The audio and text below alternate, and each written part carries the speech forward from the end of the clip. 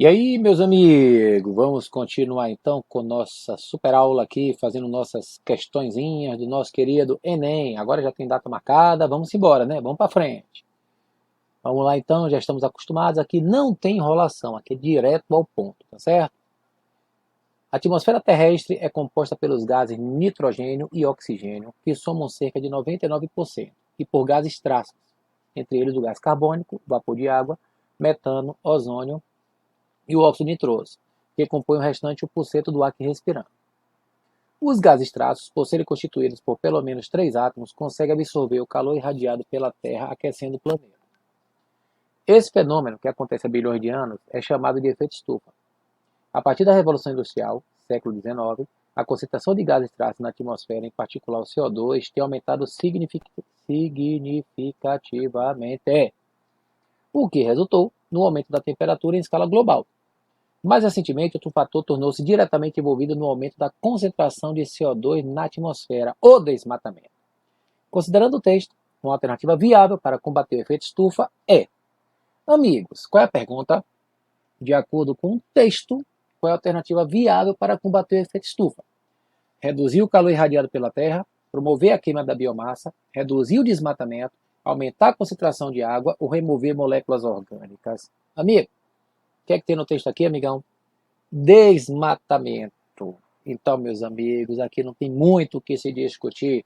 Reduzir o desmatamento, mantendo-se assim o potencial da vegetação em absorver o CO2 da atmosfera. Claro, que se o CO2, nós até já fizemos questões sobre isso, ele intensifica o aquecimento global, com a redução do desmatamento, você vai ter mais vegetais para poder absorver esse CO2 e tentar manter um equilíbrio.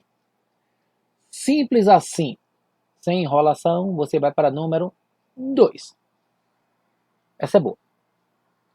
A energia elétrica nas instalações rurais pode ser obtida pela rede pública de distribuição ou por dispositivos alternativos que geram energia elétrica, como geradores indicados no quadro. Temos aí gasolina, fotovoltaicos, que é solar, hidráulicos e carvão. Os geradores que produzem resíduos poluidores. Então a pergunta é: quem é que polui o ambiente, amigo? Gasolina? Sim, porque a queima produz CO2. Fotovoltaicos? Não. Não por quê? Porque a energia solar não produz resíduos poluidores. Hidráulica? Não. Porque a hidráulica ela funciona assim, ó. Você tem aqui o seguinte, amigo, ó. Você tem aqui um reservatório, onde aqui você tem um canal que vai ter o duto para essa água passar. Aqui você tem uma turbina que converte energia mecânica para o gerador, energia elétrica, conversão de energia mecânica em elétrica, vai para uma casa de força, vai para a linha de transmissão e o resto vai para o rio. Ou seja, essa energia que a água tem aqui, ó, ela vai para a turbina, que é energia mecânica, o giro, para poder converter em energia elétrica. E aí você consegue fazer o processo, ou seja, não tem resíduo poluidor. O problema dela é lá na construção, não no processo de funcionamento. Como ele fala para você aqui, ó, funcionamento, ela não tem problema. E a carvão tem, porque carvão produz CO2. Ou seja, meus amigos, quem gera problema é a 1 e a 4. Essas são as piores que nós temos, tá certo? Show de bola, vamos nessa. Olha uma pequena aí, ó, para o cara poder jogar duro.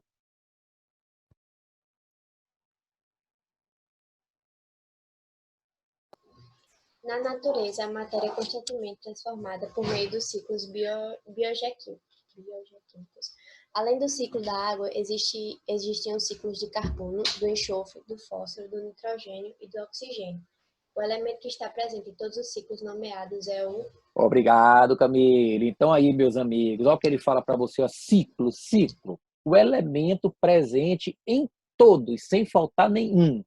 Sabemos quem é, meu amigo? Marcamos alguma?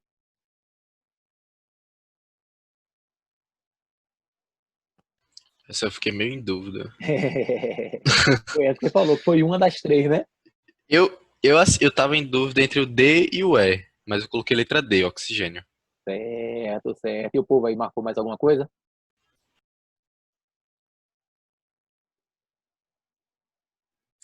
Mandaram no chat D e uma pessoa também mandou C. Certo, então vamos lá. Meus amigos, na verdade aqui também é uma questão de biologia, mais biologia do que química. Mas como ele quer saber o elemento presente, é o seguinte, ó. Quais são os elementos que ele bota aí pra gente? Carbono, enxofre, fósforo, nitrogênio e oxigênio. Então perceba como é que funciona isso. Ó. No caso do carbono, quando você vai estudar na biologia o ciclo do carbono, que você estuda com detalhes, você deve lembrar que os elementos que estão envolvidos nesse ciclo são carbono, você tem a substância CO, você tem o CO2, você tem o CO2 e você tem também a glicose, C6H12O6. Você tem, a depender de como você vai estudar, você tem principalmente esse. Quando você estuda o enxofre, o ciclo do enxofre, você tem H2S, você tem SO2, você tem SO3 e você tem SO4 2-. O fósforo é que vai dar, Filipão, para a gente a dica dessa questão. O fósforo, você basicamente só estuda um composto, que é o fosfato, PO4 3-. PO4 3-. No nitrogênio, esse a gente já fez aqui várias vezes, nós temos amônia, nós temos amônio, nós temos nitrito e nós temos nitrato. E o oxigênio tem ozônio, tem água, tem gás carbônico e o nosso querido oxigênio. Então, quer dizer, já saiu a resposta para você aí. Se você observar, amigo, qual é o elemento que está em todos os ciclos? Aqui você tem carbono, hidrogênio e oxigênio no ciclo do carbono. No ciclo do enxofre, você tem enxofre, hidrogênio e oxigênio. No ciclo do fósforo, só tem fósforo e oxigênio. No ciclo do nitrogênio, você tem nitrogênio, hidrogênio e oxigênio. E no ciclo do oxigênio, você tem o próprio hidrogênio e carbono. Ou seja, o elemento que está presente em todos os ciclos é nosso querido, que amigo? Oxigênio. Ele está presente em todos, porque você vê que o carbono, por exemplo, que muita gente também marcou essa questão, essa proposição no dia, o carbono só está presente no próprio carbono e no do oxigênio. Você não tem carbono no ciclo do enxofre, você não tem carbono no ciclo do fósforo, nem tem no nitrogênio. Mas, como eu disse antes, quem dá a resposta para a gente é o fósforo, porque o fósforo só tem fosfato. Fosfato o tempo todo. Fosfato, fosfato, fosfato. Se é fosfato, é fósforo com oxigênio. Então, elemento presente em todos os ciclos só pode ser o oxigênio. Percebeu aí, amigo, agora? Uhum. Aí, que era a pergunta, na verdade, era essa. Agora, sabe o que muita gente confunde aí, Filipão? Elemento com substância, com composto, coisa do tipo. Então, quando você fala assim, ó, CO, o composto é monóxido de carbono, mas os elementos são carbono e oxigênio. Quando você fala SO4, 2-, o composto é sulfato, mas os elementos são enxofre e oxigênio. Então, se eu pego CO e SO4, os compostos são diferentes, mas você tem elementos iguais, que é o oxigênio que está em todos. E lhe digo mais, viu? O oxigênio é o elemento mais abundante em todas as substâncias químicas, meu amigo. Ele está presente em quase tudo, quase tudo. Mas o povo bota carbono por causa da química orgânica. Certinho aí? Tudo ok. Tudo ok, tudo ok. Essa foi uma daquelas que você falou, né? Vamos ver se agora a gente vai jogar duro. Ah, essa é boa demais também. Essa aí é maiorzinha, mas é boa. Fiquem à vontade.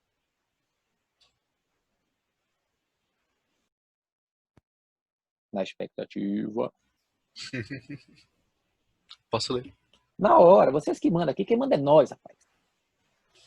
A China comprometeu-se a indenizar a Rússia pelo derramamento de benzeno de uma indústria petroquímica chinesa no rio, não É, sei o que aí, é o Rio é Chinês. um afluente do rio Amur, que faz parte da fronteira entre os dois países. O presidente da Agência Federal de Recursos de Água da Rússia garantiu que o benzeno não chegará aos dutos de água potável, mas pediu à população que fervesse a água corrente e evitasse a pesca no rio Amur e seus afluentes. As autoridades locais estão armazenando centenas de toneladas de carvão, já que o mineral é considerado eficaz absorvente de benzeno. Levando-se em conta as medidas adotadas para a minimização dos danos ao ambiente e à população, é correto afirmar que Muito obrigado, amigo. Olha o que, é que ele pergunta para a gente. Olha a pergunta.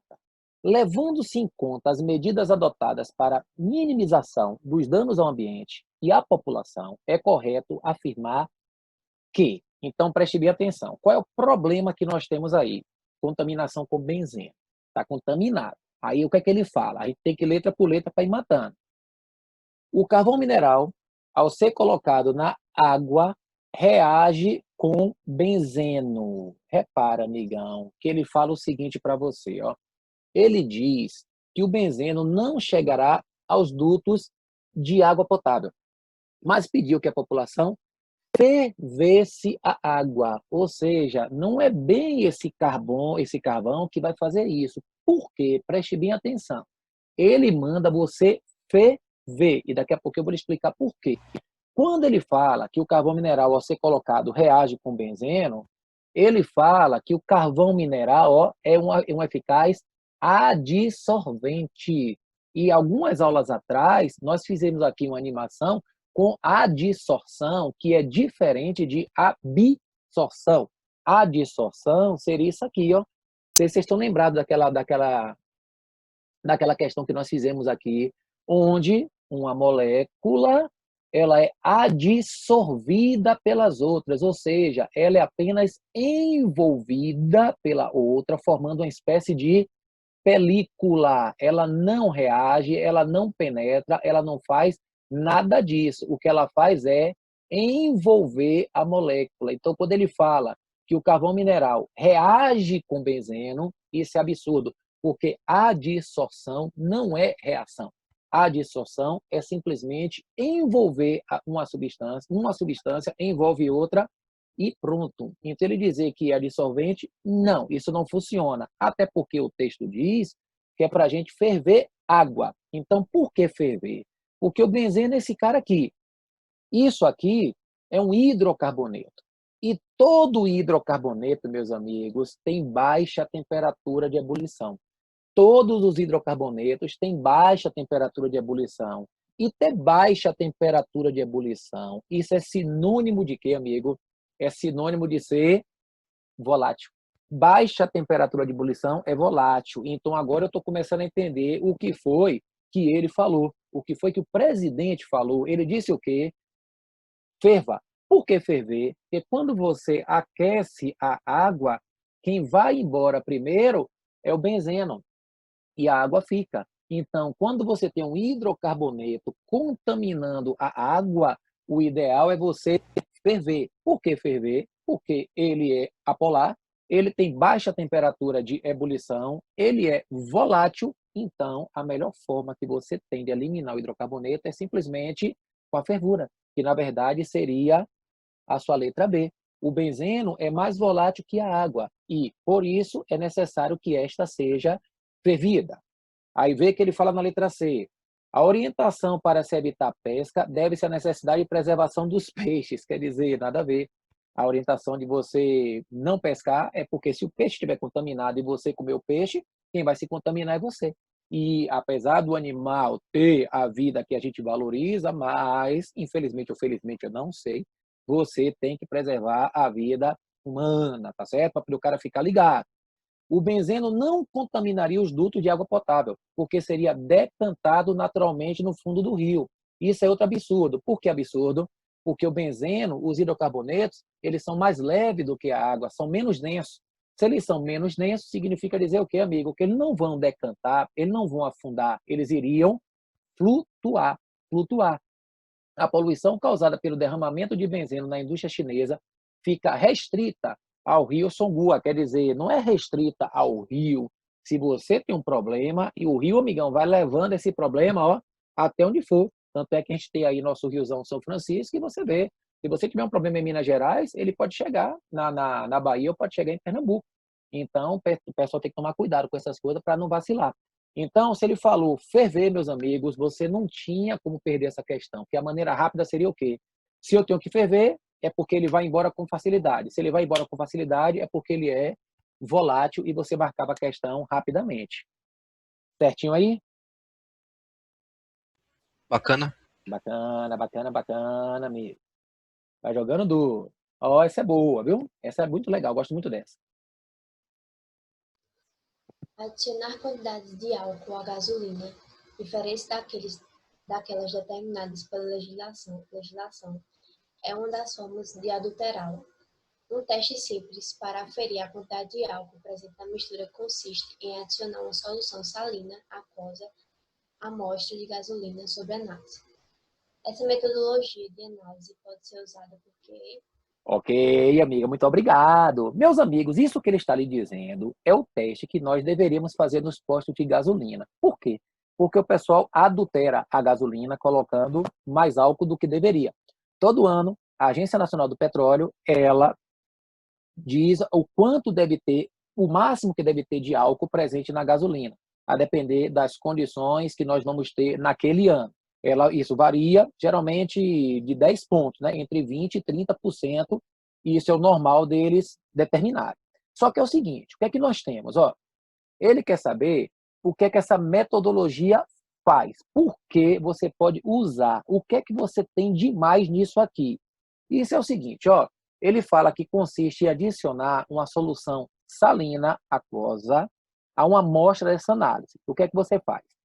Você pega um aparelho para poder medir volume, isso aí depende.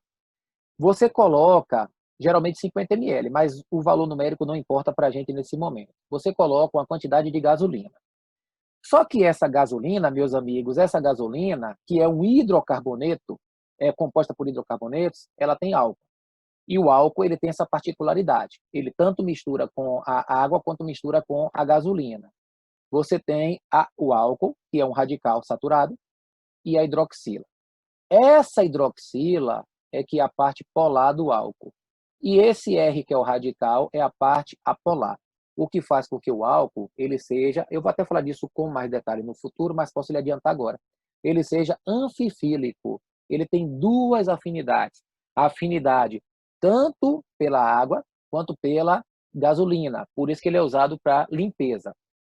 O álcool ele é fantástico. Aí o que acontece? Você tem essa mistura. Como é que eu faço para saber se tem mais ou menos álcool do que o recomendado? Você adiciona água e sal, que foi o que ele falou aí, uma solução aquosa, que o principal componente é NaCl. Então, o que acontece? Eu tenho gasolina e aí eu joguei a água. Quando eu faço isso, eu tenho que tampar meu sistema e agitar. No momento que eu tampo e agito, o que acontece é isso aqui, ó. Eu vou aumentar aqui o tamanho para você enxergar melhor. Acontece o seguinte: você tem o álcool, você tem o hidrocarboneto, que é mais leve, e você tem a água que é HOH. O que acontece aqui? No momento que você botou água nessa mistura, já existe uma ligação que o hidrogênio faz com o oxigênio. E essa ligação de hidrogênio é chamada, do nome, né? Chamada ligação de hidrogênio. Então, o que acontece? Quando você joga água, ela faz uma interação com o álcool chamada ligação de hidrogênio. E quando você coloca sal, ele se dissocia em Na+ e Cl-, ou seja, ele libera polo positivo e polo negativo. Ele forma íons. Esses íons também interagem com a parte polar do álcool. Então, preste bem atenção. Quando você coloca sal, ele interage com água, por quê? Porque o sal é polar. E por que o sal é polar? Porque ele tem íon positivo e íon negativo, ou seja, ele tem os polos, positivo e negativo. E a água é uma substância polar, então sal e água interagem facilmente. Quando você usa o álcool tem essa particularidade, ele também interage com o sal e com a água. Por quê? Porque o álcool também tem ligação de hidrogênio, então ele também tem uma parte polar. Então, o que é que isso quer dizer? Quer dizer o seguinte, que a partir do momento que você botou água salgada, meus amigos, quando você pega água salgada, essa interação chama íon dipolo. Por que íon dipolo? O íon do sal interage com o dipolo do álcool, com o dipolo do álcool. Ou seja, quando você joga água salgada, acontece isso daqui, ó. A água e o sal, eles fazem isso, ó. A água e o sal, eles puxam para eles as moléculas do álcool. Eles arrancam da gasolina as moléculas do álcool. Por quê?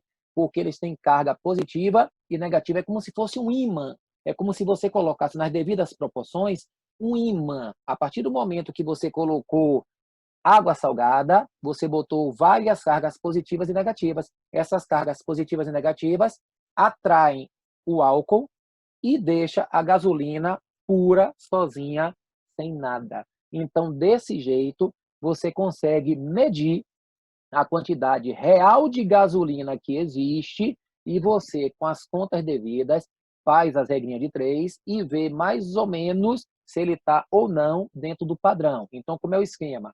Eu tenho aqui uma mistura de água, de gasolina com álcool. Tenho gasolina e álcool. Jogo água salgada. Quando eu jogo água salgada, eu agito. Recomenda-se até que agite por 10 vezes. Quando eu agito, as moléculas de água e os íons do sal já estão puxando o álcool para eles. Vão puxando o álcool, vão puxando o álcool, puxando o álcool. Quando você para de agitar, você vai ter a parte incolor, que tem água e sal, vai ter também o álcool, e a parte amarelinha vai ser somente gasolina. Então, quer dizer que o álcool foi extraído pela gasolina, ou pela água e pelo sal. Então, o álcool foi extraído pela água e pelo sal. E a gasolina, que é apolar, não tem nenhuma interação com eles. Certo aí nessa explicação, amigo? Vanessa tá pedindo para repetir o porquê que água e sal conseguem ser mais fortes que a gasolina. Porque são polares. Polares. Se são polares, quer dizer que tem polo. Se tem polo, significa dizer, amigão, que aí não tem quem segure. Que é como se você tivesse assim, por exemplo, imagine que você tem uma substância neutra e você tem uma substância com carga positiva e negativa. Quem é que vai fazer, quem é que vai conseguir atrair alguma outra substância? Quem é apolar, ou seja, quem não tem carga, ou quem é polar, quem tem carga? Sacou? Perguntou aqui, seria pelo fato da ligação de hidrogênio ser mais forte? Não, não é isso. É porque a ligação de hidrogênio é polar. Polar, polar, polar. A atração se dá por polaridade. O fato de ser mais forte tem a ver com a temperatura de ebulição ser mais alta ou mais baixa e por aí vai. É simples. Só atrai porque é polar e mais nada além disso. Professor, Pois não. no álcool com a água aqui, quando tem Ah, a ligação de hidrogênio, o O vai com H, como é, qual que atrai qual? o O de qualquer um vai atrair o H de qualquer um. Ah, Repara. então ligação de hidrogênio É O com H, é tanto faz. O com H, né? É, exato, justamente. Justamente. Ok. Se tem O com H, não tem assim, Felipe, uma ordem tipo, é o O da água com H do álcool, o O do álcool, não tem nada disso, Não, é sacou? porque quando eu vejo ligação de hidrogênio, eu achei que era hidrogênio com hidrogênio, mas é Ah, não, são com os elementos mais oxigênio com hidrogênio. eletronegativos, é flúor, Ah, ok, oxigênio e nitrogênio. certo. Certinho, meu querido? Obrigado. Beleza pura, vai jogando Certinho. dura, eu adoro essas perguntinhas para tirar onda. Então, antes da gente ler as opções, a gente marcaria algum aí? Ah, pelo que o Seria senhor B? falou, É, B, né? não, claro, justamente. Agora, por que a letra A é falsa? Olha como é que ele fala para a gente, ó. A água da solução salina interage com a gasolina, aí já é falso. Por que é falso? Aí, de novo, Vanessinha aí, que estava ali perguntando. Porque a água da solução salina é polar e a gasolina é apolar, ou seja, não tem interação. Não tem interação. Na letra B, álcool contido na gasolina interage com a solução salina. Sim, tá certo. Formando duas fases. Sim, tá certo. Uma delas de gasolina pura. Exatamente isso. É exatamente assim que você faz o teste na vida real. Agora, o que é que ele fala na letra C? Gasolina da mistura sob análise interage com a solução salina. Falso. Por que falso? Que a gasolina não vai interagir com nem o sal, nem a água, porque o sal e a água são polares. E a interação só se dá por causa da polaridade. A água da solução salina interage com o álcool. Aí sim, certo. Formando duas fases. Sim, tá certo. Uma delas, aí tá errado, né, Filipão? Uma delas de gasolina com o sal. Aí essa estaria falsa somente pelo finalzinho. Percebeu aí? Aham. Pronto. E na letra E? Álcool contido na gasolina interage com o sal da solução salina, formando duas fases. Uma delas de gasolina mais água, que é absurdo também. Ah, Filipão, ó, quem tem ó, o conhecimento de posto de gasolina matava essa rapidinho. Mas vamos lá, Ah, fica foi à essa aí vontade. que eu. Vamos ver quem vai ler, que essa é grande, né? É grandinho.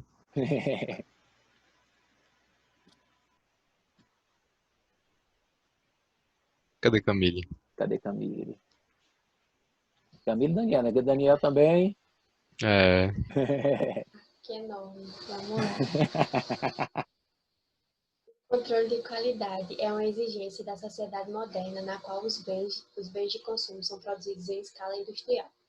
Nesse controle de qualidade são determinados parâmetros que permitem checar a qualidade de cada produto.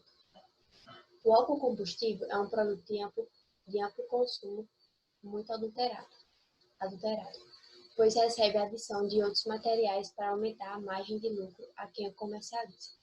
De acordo com a Agência Nacional de Petróleo, o álcool combustível deve ter densidade entre 0,805 gramas por centímetro cúbico e 0,811 gramas por centímetro cúbico. Em algumas bombas de combustível, a densidade do álcool pode ser verificada por meio de um decímetro similar ao desenhado abaixo, que consiste em duas bolas com valores de densidade diferentes e verifica quando o álcool está fora da faixa permitida. Na imagem são representadas situações distintas para 3 amostras de álcool combustível. A respeito das amostras ou do decímetro, pode-se afirmar que Muito obrigado, amiga. Bom, Filipe, essa aí, muitas pessoas se confundiram realmente, como você está falando aí. Só que, meus amigos, essa questão, ela é simples, mas vai ficar mais simples quando eu lhe explicar um negócio aqui, para você poder ficar ligado, para você poder pegar a manha, para você entender o que é que ele está perguntando. Antes de fazer a questão, eu vou lhe mostrar o seguinte, ó. Imagine que você tem uma bolinha que tem uma densidade de 0,805 gramas por centímetro cúbico e outra bolinha com 0,811. Essas bolinhas, elas têm densidade diferentes. Por quê? Porque quando você pega um combustível, ele não tem um valor fixo porque ele é uma mistura. Então, ele vai ter sempre um valor mínimo e um valor máximo. O que é que isso quer dizer?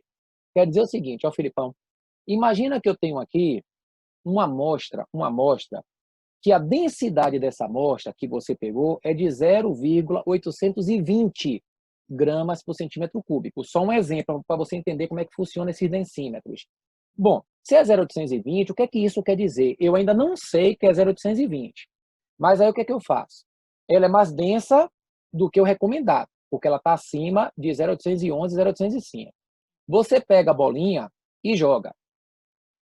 Quando você joga, a bolinha não afunda. Por que a bolinha não afunda? Porque a bolinha é mais leve do que a sua amostra. Quando você joga de 0,805, não, aí que não afunda mesmo. Ela ainda fica em cima da de 0,811 porque ela é mais leve. Então, quando você joga essas bolinhas, você diz, ó, essa amostra está fora dos padrões. Por que está fora dos padrões? Porque eu joguei duas bolinhas e as duas flutuaram. Ela está com a densidade maior do que o máximo permitido. Se você pegar uma outra amostra com a densidade de 0,808, aí você percebe que 0,808 está dentro do padrão. Ela está dentro do padrão, que está entre um e outro. Se você jogar 0,811, o que, é que a bolinha vai fazer? Ela vai afundar.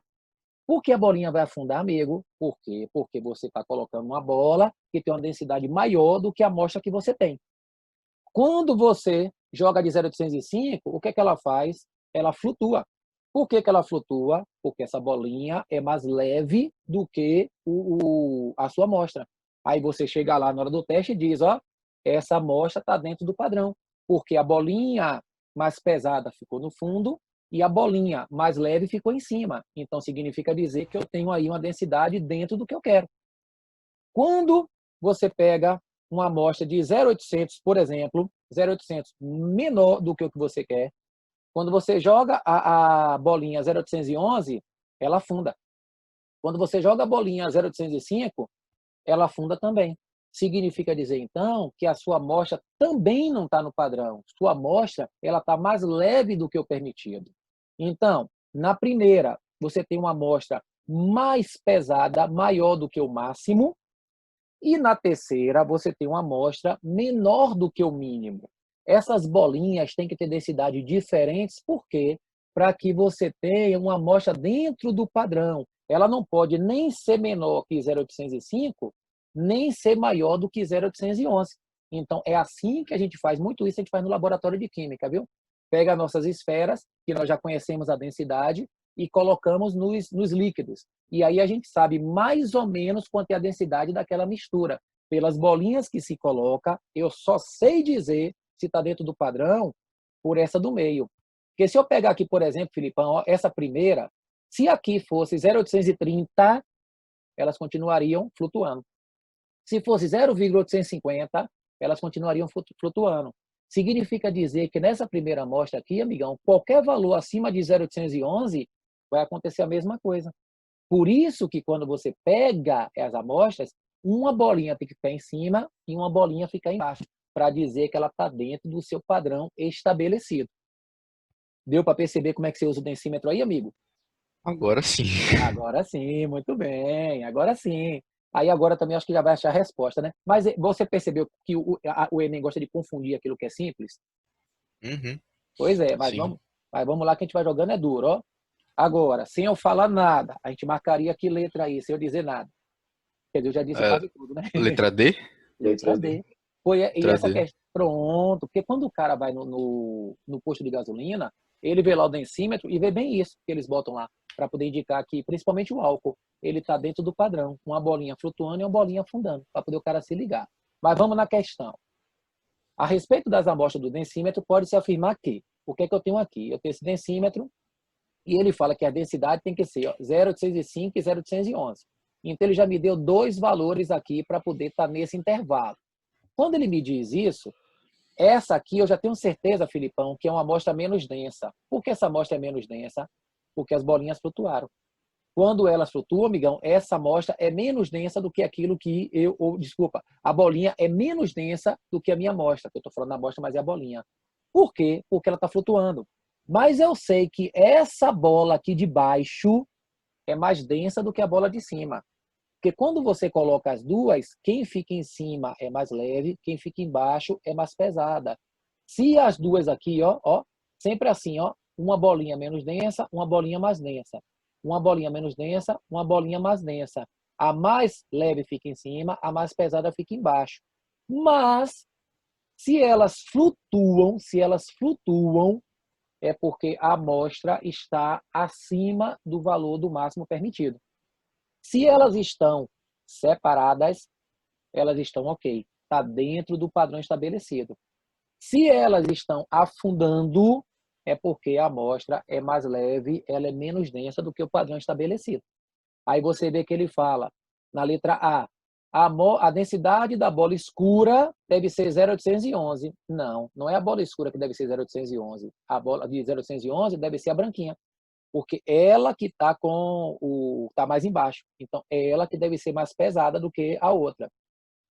A amostra 1 possui densidade menor que a permitida. Não, ela é mais densa do que a permitida, porque as bolinhas estão flutuando. A bola clara tem densidade igual à da bola escura. Absurdo. Até porque na 2 você vê nitidamente que elas estão bem separadinhas. Letra D, que a gente já tinha matado agora depois da explicação, meus amigos aí já falaram. E ele fala que o sistema poderia ser feito com uma única bola. Aí já errou.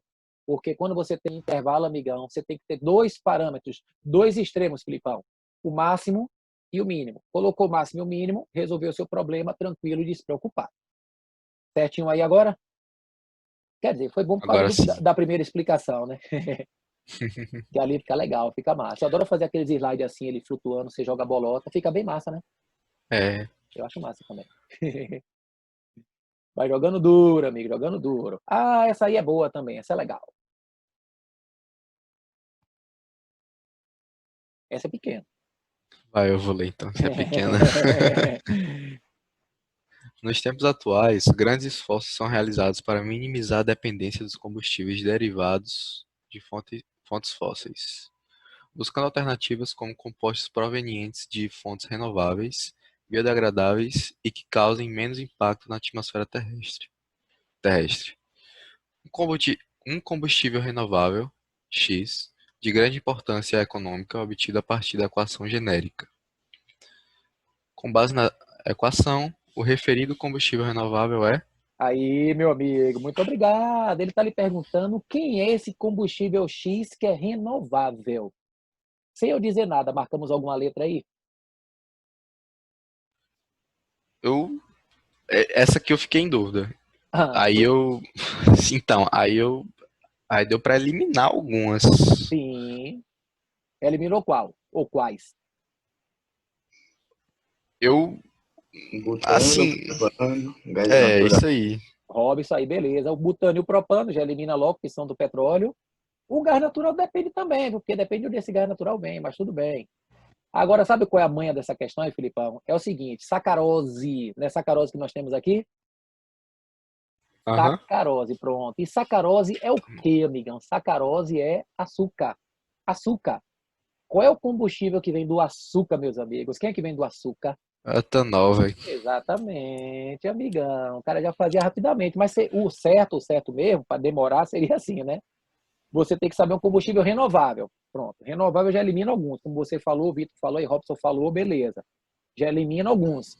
Só que sacarose, ela se transforma em glicose. E essa glicose, através de um processo conhecido como fermentação, libera esse combustível e o gás carbônico. O gás carbônico vai embora e resta somente nosso querido etanol. Isso aí você estuda até na biologia, chama fermentação alcoólica. Só que quimicamente falando, ela só pega a manha. Tudo que termina em ose, exceto fimose, é açúcar. Açúcar, amigo. Pois é. Então, se é açúcar, só pode ser o etanol. Ou então o cara ia para equação, né? Aí tem que balancear depois ainda, viu? Você tinha que balancear para poder fazer ele direitinho, para poder fazer a questão demorada. Mas a questão rápida seria marcar logo o etanol. Certinho aí? Uhum. Pronto, amigão. Aí o cara já vai logo. Essa daí foi de boa. O Enem adora essas coisas. Fermentação alcoólica, etanol, ele bota direto, direto, direto. Ah, essa é boa. Essa aqui tem um monte de coisa para lhe falar. Essa é bem legal.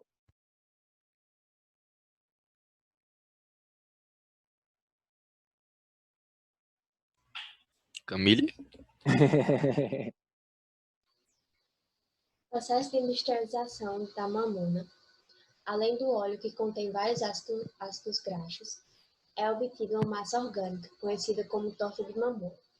Esta massa tem potencial para ser utilizada como fertilizante para o solo e como complemento em rações animais, devido ao seu elevado valor proteico.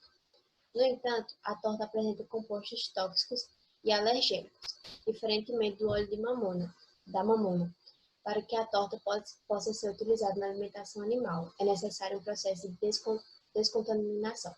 A característica presente nas substâncias tóxicas meu Deus, e alergênicas que inviabiliza sua solubilização no óleo de mamona é a... Valeu, Camille. Aí, ó a pergunta dele, ó. A característica presente nas substâncias tóxicas e alergênicas que inviabiliza sua solubilização no óleo de mamona. Ou seja, ele está dizendo que não dissolve no óleo. Ou seja, não tem afinidade por óleo. Preste bem atenção que o Enem adora esses termos, amigo. Adora. Quando ele fala que uma substância dissolve em outra, ele fala que ela tem afinidade. Quando ele fala que uma substância não dissolve em outra, ele fala que tem aversão. Então, eu preciso, de acordo com o latim, que vocês saibam de algumas coisinhas. Tipo o quê, amigão? Você precisa conhecer isso aqui, ó. Quando ele fala filia, filia quer dizer afinidade. Tudo que é hidrofílico, lipofílico, homofílico, seja lá o que for, filia quer dizer afinidade, afinidade. Enquanto que fobia quer dizer aversão, aversão, fobia, aversão. Lipo quer dizer lipídio, que pode ser óleo ou gordura, lipídio. Hidro quer dizer água, hidro quer dizer água. Cromia quer dizer cor, pigmentação, pigmento, cor, cromia. Hipo quer dizer menor, menos, mais baixo, coisa do tipo. Hiper quer dizer maior, mais, e por aí vai. Então, quando o cara tem o conhecimento dessas palavras que são do latim, ele consegue matar um monte de coisa. Por quê, amigo? Se ele fala que o processo inviabiliza a solubilização no óleo, ou seja, não consegue dissolver no óleo, é porque ele não tem afinidade pelo óleo. Sem afinidade pelo óleo, você pode dizer, por exemplo, que ele tem lipofobia. O que quer dizer lipofobia, amigo? Aversão pelo lipídio, e o óleo é o lipídio. Você pode dizer que se não tem, é lipofobia. Ou você também pode dar um sinônimo. Qual é o sinônimo, amigo? Hidrofilia. O que quer dizer hidrofilia, amigão? Hidrofilia quer dizer afinidade por água. Se ele não dissolve no óleo, ele dissolve na água. Se ele não dissolve na água, ele dissolve no óleo. Então, se não tem afinidade por óleo, eu posso usar dois termos, Filipão, para poder matar. Dois. Ou lipofobia ou hidrofilia. Aí você percebe que o Enem colocou, você já tem a resposta aí, mas ele colocou algumas palavrinhas que o povo se enrolou porque o pessoal não sabia traduzir. Vamos traduzir aqui, ó. O que é lipofilia? Afinidade por lipídio. Então não é. O que é hidrofilia? Afinidade por água, que é justamente a nossa resposta. O que é hipocromia? Baixa pigmentação, praticamente sem cor. Você até trabalha isso na biologia também. Cromatofilia, a afinidade por cor, a afinidade por pigmentos, substâncias que têm afinidade por pigmentos. E hiperpolarização, isso aí o Enem inventou, né? A alta polarização, aumento de polarização. Então, quer dizer, quando ele fala que inviabiliza a solubilização no óleo, é porque ele não tem afinidade pelo óleo. Se não tem afinidade pelo óleo, você pode chamar de duas coisas. Ou ele é lipofóbico, ou ele é hidrofílico. Das duas, ele só poderia colocar uma. E ele colocou na letra B a hidrofilia. Então, é uma questão mais conceitual do que de explicação. Você tem que conhecer essas palavrinhas que você usa com prefixo ou sufixo do latim para poder fazer traduções e matar na prova. E lhe digo, viu? É bom você conhecer muito isso, porque o Enem não perguntou nenhuma nem 5 vezes, não. Já perguntou umas 10. Certinho aí? Professor, Pois não. eu, eu tinha colocado letra E porque, assim, como ele, ele não tem afinidade com óleo, né? Sim. E o óleo, ele é apolar, Hum. aí eu pensei, então essa substância é polar. Sim, sim, eu entendo, mas veja bem, o que você fala de ser polar não está errado, não. Mas o problema é você afirmar que é hiperpolarização, sacou? Quando você fala Sim, hiperpolarização, aí você já está chegando no extremo. Quando você fala de hiper é um extremo. É altamente polarizada. E não é necessariamente isso, até porque você está falando de uma substância que você tem ácidos graxos, que é uma torta de mamona, que tem um óleo, sacou? Então, quando ele fala dessa coisa de dissolução, tem a ver com afinidade. O Enem adora associar, que na verdade é um termo químico muito correto no laboratório, Filipão. Afinidade. Afinidade por óleo, afinidade por água. Seja lá o que for, vai ser filia. Se for pelo lipídio, é lipofilia. Se for pela água, é hidrofilia. Dizer que uma substância é lipofílica é a mesma coisa de dizer que ela é hidrofóbica, ela não tem afinidade por água. Dizer que uma substância é hidrofílica é a mesma coisa de dizer que ela é lipofóbica, não tem afinidade pelo lipídio. Então, quando ele fala de solubilização, o termo mais correto é você chamar de hidrofilia. Até porque, se o Enem botasse assim, ó, polarização, muita gente podia até marcar e contestar. Mas quando ele bota hiper, aí ele já extrapolou, já chegou acima, praticamente no extremo. Deu para perceber, amigo? deu sim. Muito bem, vai Até jogando tudo. porque hidrofilia, se tem afinidade por água, então é polar. Exato, justa seria sinônimo, Pronto, entendi. sacou? Aí pronto, o cara fica tranquilo. Show de bola. Valeu. Muito bem, amigão, muito bem. Ah, essa é ótima também. O Enem adora esse tipo de coisa. Quero ver se alguém marcou essa daí pra gente jogar duro. Dá para Na responder Idade essa rápido, Média, viu? Fica à vontade. na Idade Média, para elaborar preparados a partir de plantas produtoras de óleos essenciais, as coletas das espécies eram realizadas ao raiar do dia. Naquela época, essa prática era fundamentada misticamente pelo efeito mágico dos raios lunares, que seria anulado pela emissão dos raios solares. Com a evolução da ciência, foi comprovado que a coleta de algumas espécies ao raiar do dia garante a obtenção de material com maiores quantidades de óleos essenciais. A explicação científica que justifica essa prática se baseia na Bom, agora eu vou perguntar assim, vou perguntar se alguém marcou alguma coisa, depois vou lhe explicar para depois a gente voltar para marcar. Vamos ver. Alguém marcou algum aí sem a gente falar nada sobre essa questão?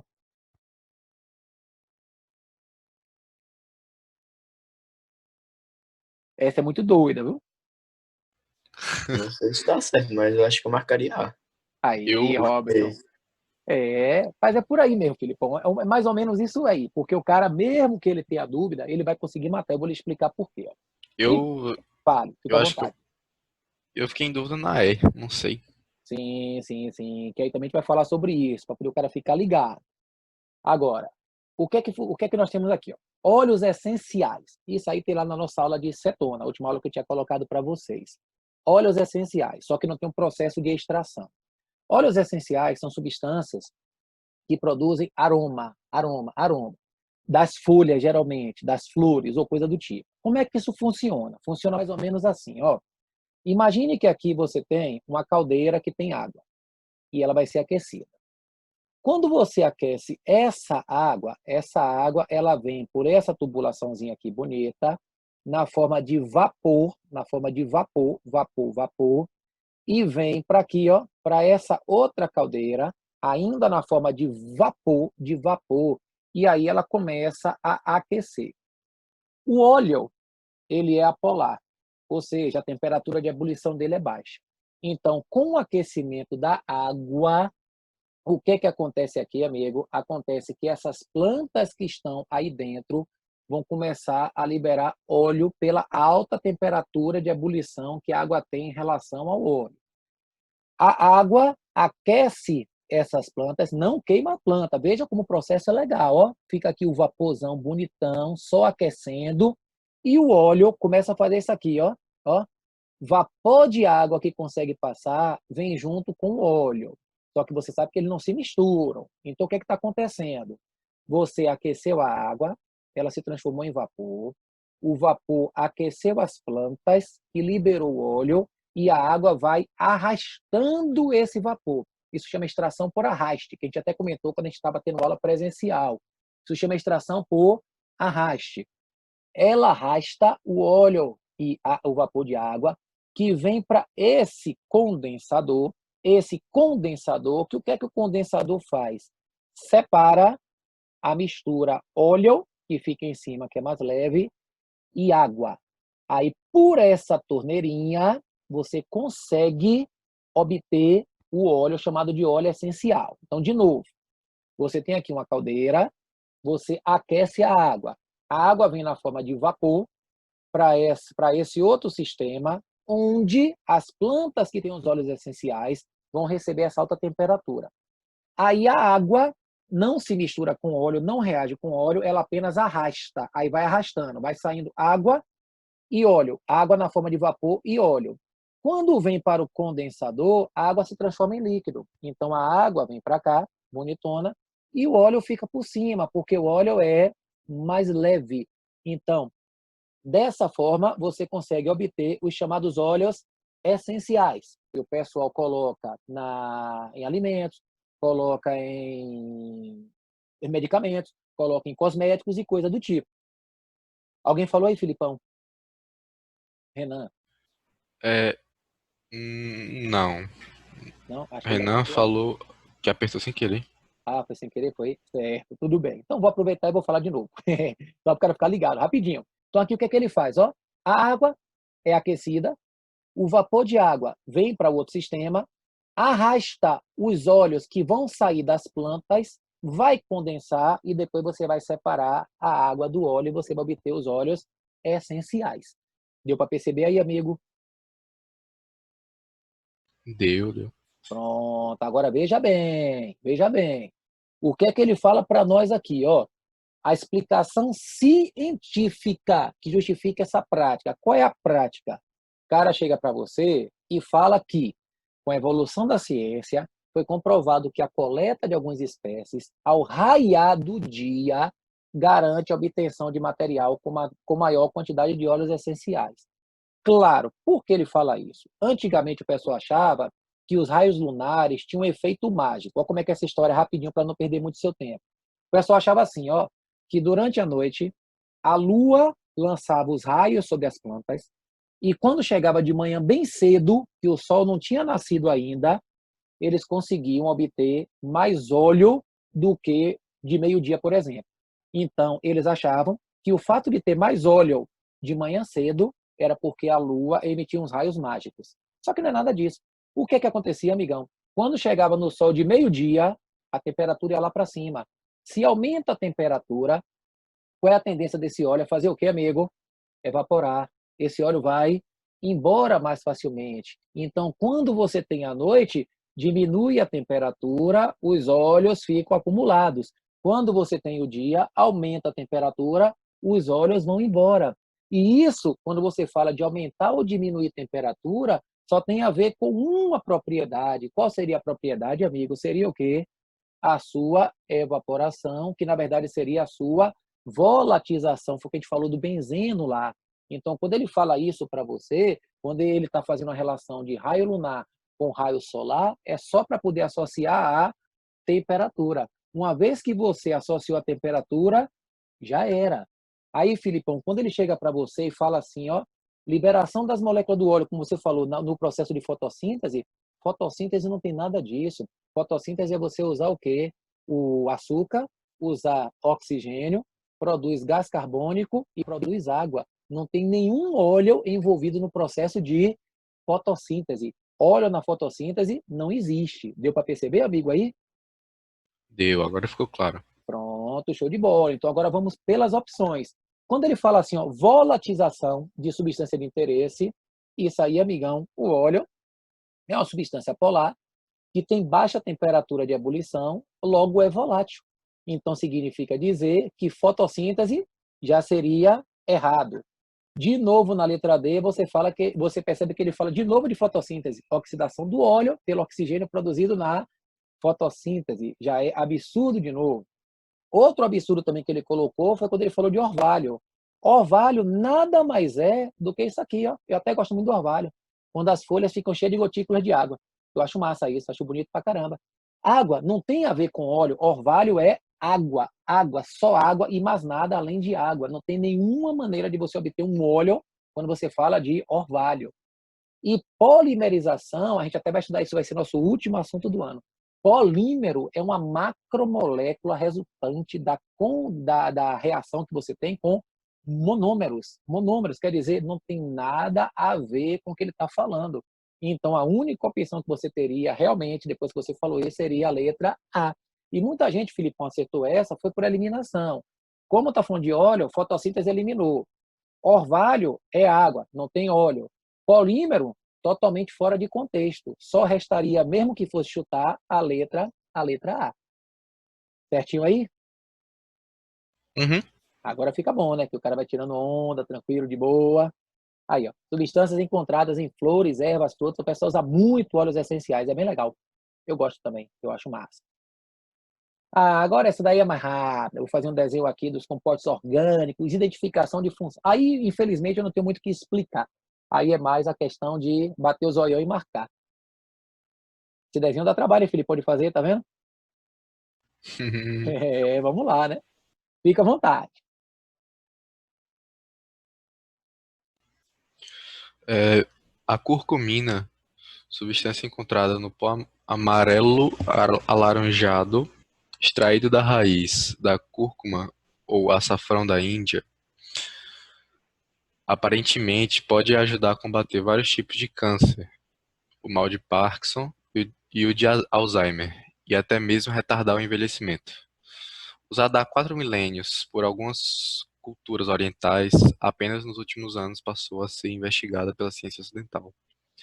Na estrutura da curcumina, Hum. identificam-se grupos característicos das funções. Muito bem, amigo. Obrigado. Agora acredite, viu? Muita gente também contestou essa questão. E vou explicar por que o pessoal contestou. Preste bem atenção. Ele está lhe perguntando o que é direto. O Enem já perguntou muito isso. Hoje em dia pergunta até menos.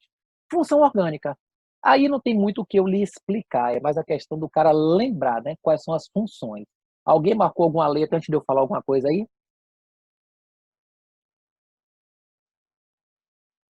É, falaram no chat aqui B, também falaram C.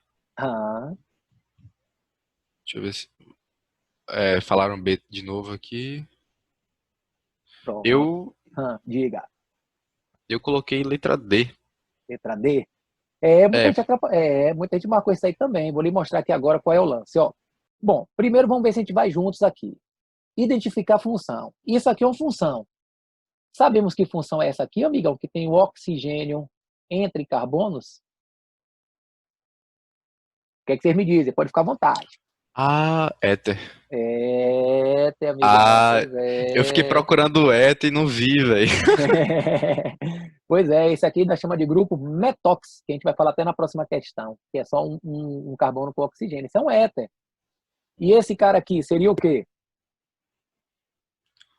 Aí é o fenol, não? Fenol, que muita gente pensa que é álcool. Por que não é álcool? Porque o fenol. Tá ligado ao benzeno. Exatamente, exatamente.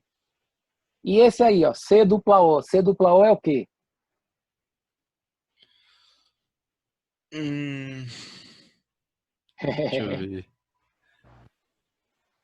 É o cetona? Cetona, Cetona. exatamente. É uma cetona. Cetona. Aí é aquela coisa do cara ter que lembrar, que alguns confundem, né?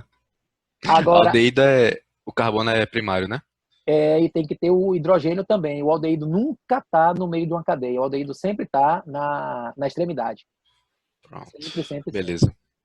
E esse aqui, quem é esse cara aí? HO ligado a carbono. Ah, esse carbono, ele não tem uma ligação dupla, aí por isso que eu, Tem. eu tinha pensado que era um enol. Mas é um enol mesmo, justamente. Enol. Porque se não fosse, seria álcool. Se não fosse Ah, dupla, seria álcool. Mas como tem dupla, vira em. Aí fica enol. Sacou? ah, entendi. Agora, aí, ó, você percebe que esse aí é o mesmo éter do outro lado Éter, e o fenol também, né? fenol. Então, Nossa. agora, veja bem o que foi que o povo errou, ó. É letra B. Mas o povo errou assim. Mas não tem cetona e enol? Sim, mas cuidado. Ele fala assim, ó. Na estrutura, identificam-se grupos característicos das funções. Bom, tem éter? Tem. Tem fenol? Tem. Então você vai marcar. Se ele falasse assim, apenas, aí você não teria o que marcar. Deu para perceber?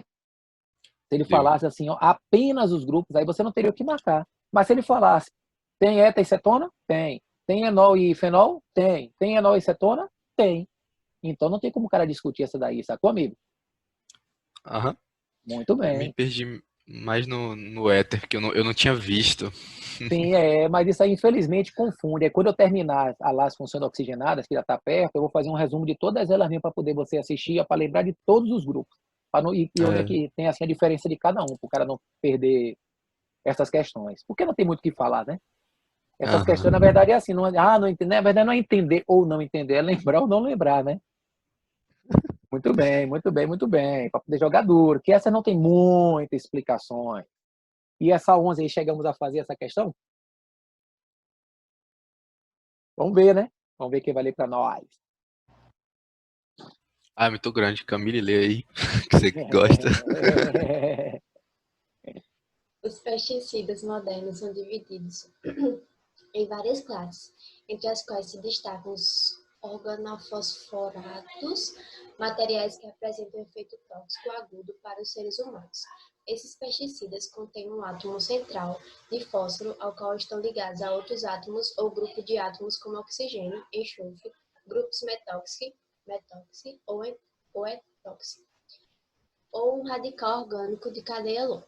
Os organofosforados são divididos em três subclasses: tipo A, na qual o enxofre não se incorpora na molécula; tipo B, na qual o oxigênio, que faz duplicação como o fósforo, é substituído pelo enxofre; e tipo C, no qual dois oxigênios são substituídos por enxofre. Um exemplo de pesticida organofosforado, tipo B, que apresenta grupo etóxi em sua forma estrutural, está representado em... Obrigado, Camille. Essa questão, Filipão, foi a típica assim. O cara falou, o quê? Eu não estou entendendo. O que foi que ele falou? É o tipo da questão assim, sacou? E o cara dá aquela voada legal. Mas mesmo que voe, marcamos alguma coisa aí? Eu marquei a letra E. Perfeito, perfeito. E a questão, ela é fácil, só que o texto, as coisas deixam o cara nervoso, essas estruturas. O que que ele pergunta? Pergunta pra gente o quê, amigão? Um exemplo de pesticida organofosforado tipo B. que apresenta grupo etox. O que é tipo B, amigão? Tipo B está aqui, ó. Tipo B, na qual o oxigênio que faz dupla ligação com fósforo é substituído pelo enxofre. Ou seja, primeiro, o tipo B, ele tem que ter dupla ligação com fósforo e enxofre. Aqui, por exemplo, na letra A, fósforo, dupla ligação, oxigênio. Já não pode ser a letra A.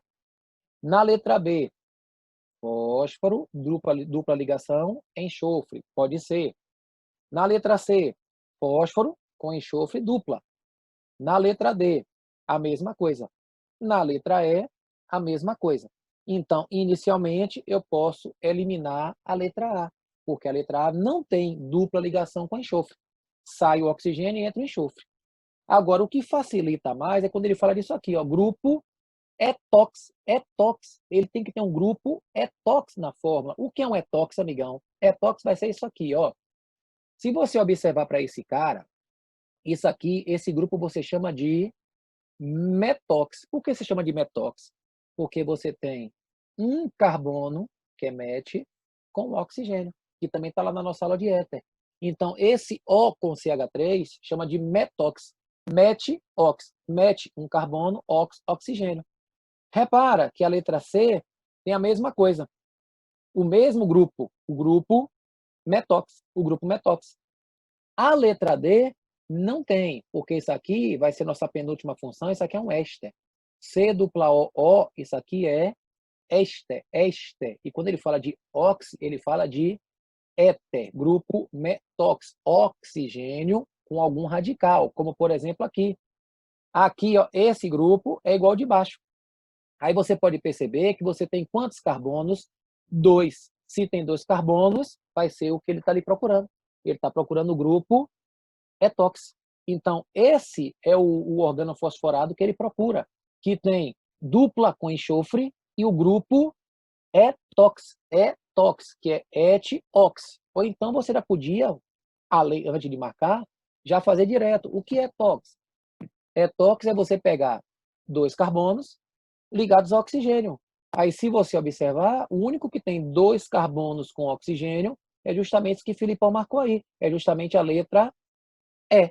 Então, ele deu 2 dicas para você. Primeiro, tem que ter dupla com enxofre, que só deu para eliminar uma. E segundo, que tem que ter um oxigênio com 2 carbonos. Et-ox. Etox, o cara mata, e aí fica na letra E. Certinho aí, Filipão acertou essa. Certinho aí? Aham. Aí, tá vendo você? Aí, Felipe, mas essa meteu medo. Viu? Essa foi considerada difícil, meu amigo. Porque o Foi. povo ficou com medo do texto, de tudo. Na verdade, isso aí tomou uma coluna inteira também, que a letra A, B, C, D e E dele foi uma embaixo da outra, sabe? E aí Sim, já sim. sabe como é, né? Quando o cara vê isso na prova, de cara diz, meu Deus do céu, o que é isso aqui? E aí vacila, né? Ô, Felipe, essa é fácil, mas vamos lá, quero ver essa aí. Daqui a pouco eu pergunto. Fica à vontade. Ai, grande. É grande. O álcool utilizado como combustível automotivo, etanol hidratado, deve apresentar uma taxa máxima de água em sua composição para não prejudicar o funcionamento do motor.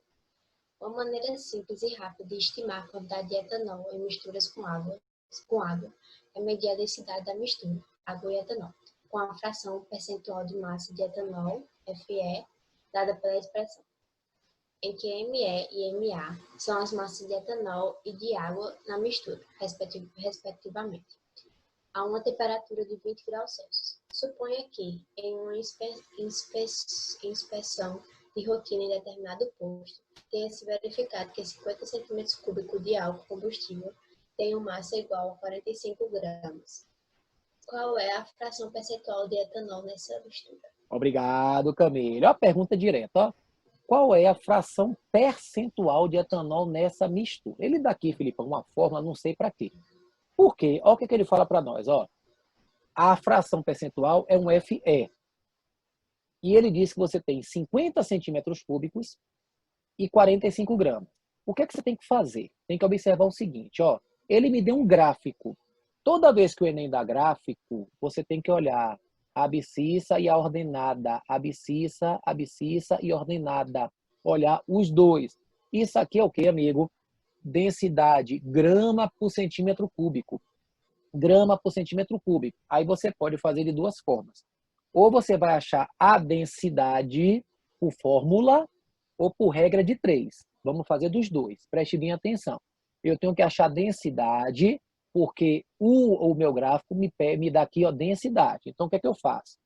Eu tenho a densidade em função do que ele pediu. Aí você diz para mim, 45 gramas, fazendo por regra de 3, é a massa em 50 centímetros cúbicos. Só que você tem que achar massa, aí muita gente erra aqui, Filipão, que é o seguinte, ó, você tem que achar massa em 1 centímetro cúbico. Por que em 1 centímetro cúbico?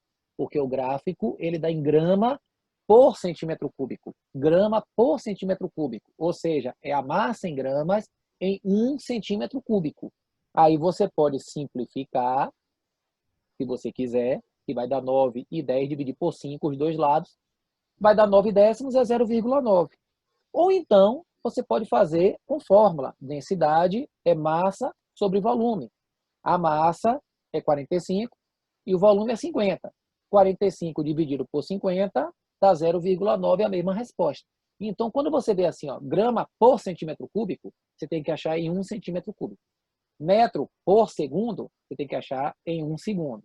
Qualquer coisa que você tenha por alguma coisa, tem que achar sempre para 1. Independente do que você escolha, se você quer usar a fórmula ou usar a regra de 3, você vai achar 0,9. Então, tirando aqui a nossa fórmula, eu tenho 0,9. Então, a densidade da mistura é 0,9. Aí ficou fácil. Por que ficou fácil? Porque eu pego o 0,9, que foi o que eu achei, bato aqui no gráfico e venho fazer a leitura do FE. Fazendo a leitura aqui do FE, eu vou achar entre 50 e 60. Entre 50 e 60, o valor que eu tenho aqui, nesse pontinho, é o valor de 55, que vai ser justamente a letra C. Quer dizer, quando ele pergunta a você qual é a fração percentual está dada no gráfico. Só que essa fração está dada em função de quem? Da densidade. Então, eu preciso achar a densidade para achar a fração percentual. Se eu achei a densidade por qualquer caminho, ou por regra de 3, ou por fórmula, achei 0,9, é só eu vir aqui. 0,9 que é a densidade, vai bater em quanto no percentual? Vai bater em 55, que é a letra C. Ah, mas se a densidade desse outro valor, não teria nenhum problema. Se desse 0,96, você viria para cá. Quando você batesse aqui, você desceria para fazer a leitura. Qualquer valor que você acha aqui, você vem no gráfico que ele deu e faz a leitura embaixo para você poder matar a sua questão. Certo aí, Filipão? Professor, e essa fórmula que ele deu? Tipo, não tinha como usar ela, não? Para nada. Tanto é que ele dá massa de etanol e massa de água. Quando ele só deu a massa da mistura, como é que você vai fazer isso? Ah, Se o entendi. gráfico é de densidade. Entendeu? Aí você e acredite, Uhum. Felipe, muita gente não fez essa questão por causa disso, que ficou tentando usar esse diabo dessa forma. Mas faz parte da vida, né? Agora eu vou dar a dica. Sempre que ele der o gráfico é uma das coisas mais tranquilas que tem. E a conta era fácil de fazer, porque 45 por 50 dá 0,9 já direto. E o cara já matava, tá certo? Certo. Muito bem, show de bola. É, Pois não. Maria Luísa Souza tá perguntando se essa questão da Enem. Tudo aí é do Enem. Tudo do Enem. E a Maria Luísa aí é sempre assim, viu, amiga? Quando ele faz essas questões de gráfico, não tem nem por onde correr. Gráfico é sempre alguma coisa em função de alguma coisa. Se ele pede um, você acha o outro e faz direto. Pede um, faz o outro, já vai direto. Como o número foi rápido, eu fiz essa questão bem rápido quando eu vi, né? Que era 45 por 50, já era 0,9. E já bateu o valor certinho, rapidinho. Mas ele podia dar uma conta mais quebrada ou coisa do tipo. Muito bem, fica à vontade.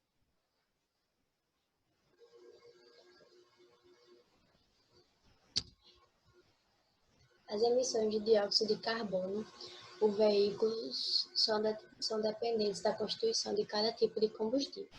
Sabe-se que é possível determinar a quantidade emitida de CO2 a partir das massas molares do carbono e do oxigênio, iguais a 12 gramas por mol e 16 gramas por mol, respectivamente.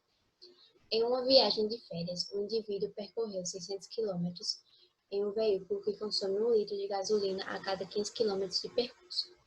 Considerando que o conteúdo de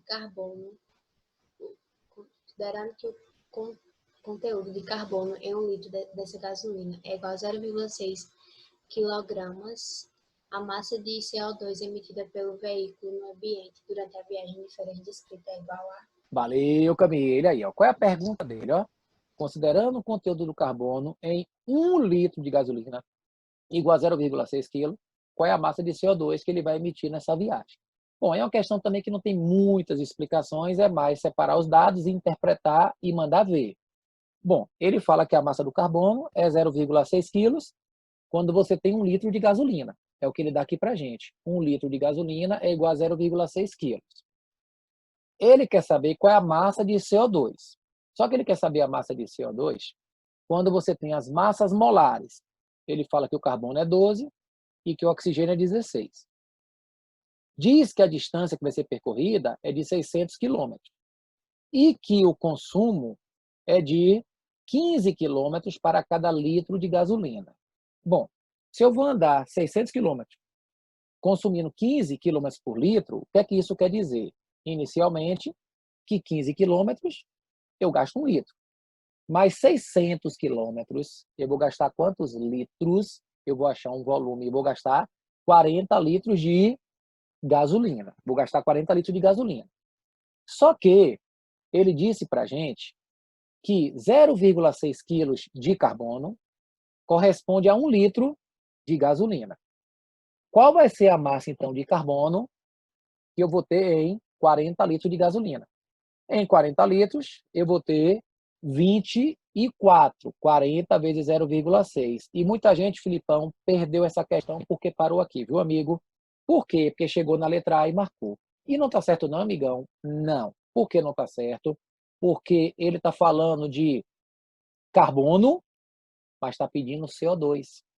Ele fala de carbono, mas pede CO2. Então, como é que eu faço?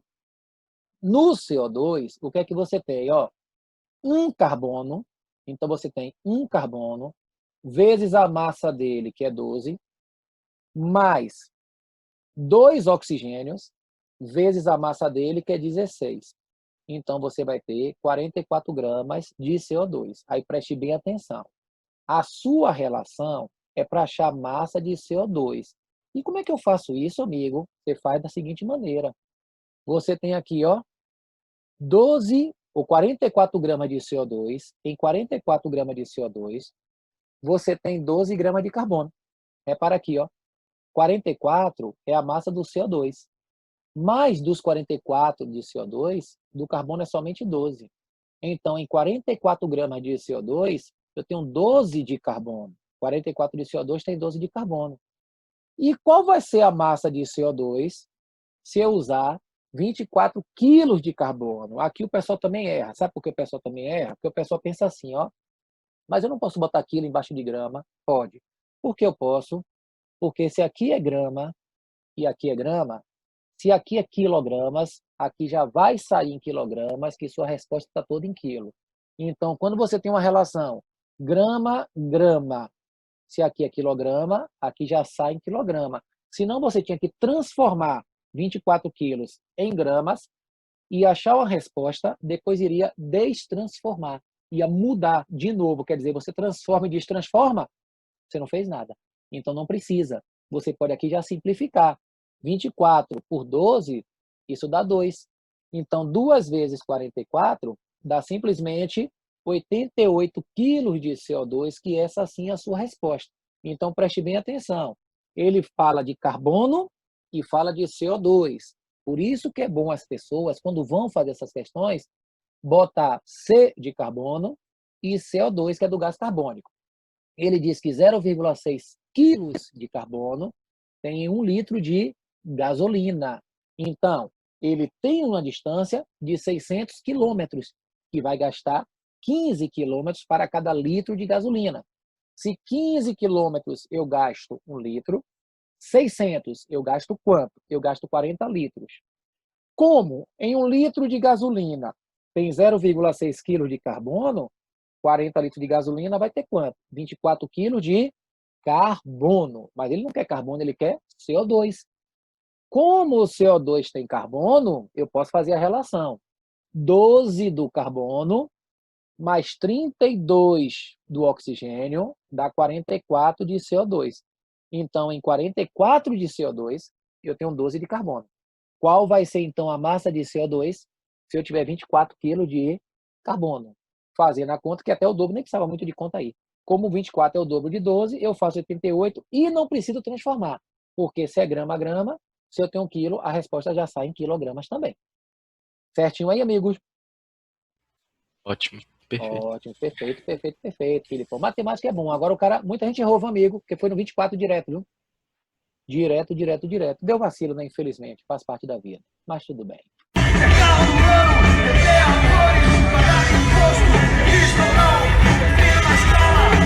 Europa, muita batalha, comprar feijão, responsável.